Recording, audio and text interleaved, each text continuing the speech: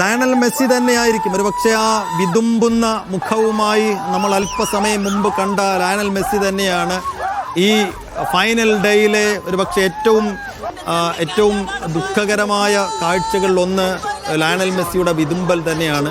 അങ്ങനെ ഒരു അവസാനമായിരിക്കില്ല അദ്ദേഹം ആഗ്രഹിച്ചിട്ടുണ്ടാവുക, പ്രതീക്ഷിച്ചിട്ടുണ്ടാവുക.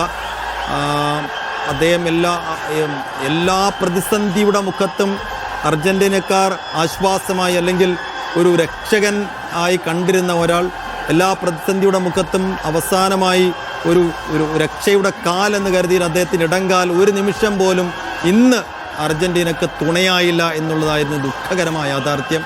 അതിനുശേഷം ഒടുക്കം നിസ്സഹായനായി അദ്ദേഹം വിതുമ്പുന്ന കാഴ്ചയാണ് നമ്മൾ കണ്ടത്.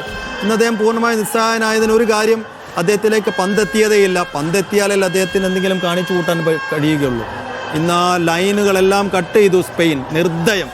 നിർദ്ദയം അദ്ദേഹത്തിലേക്കുള്ള ലൈനുകളെല്ലാം കട്ട് ചെയ്തു. പൂർണ്ണമായ മേധാവിത്വം, അക്ഷരാർത്ഥത്തിൽ ലിറ്ററലി പൂർണ്ണമായ മേധാവിത്വമാണ് സ്പെയിൻ പുലർത്തിയത്. അതിനൊടുക്കമാണ് അവർ ഈ അർഹിച്ച ജയം സ്വന്തമാക്കിയതും രണ്ടാം കിരീടം നേടുന്നത്.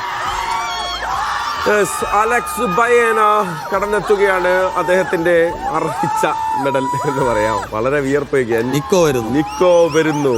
നമ്മൾ നിക്കോ വില്യംസിന്റെ ഒരു കാർഡ് എനിക്ക് തോന്നുന്നത് ഇപ്പോൾ പ്ലേ ചെയ്യാൻ പറ്റും എന്നാണ്.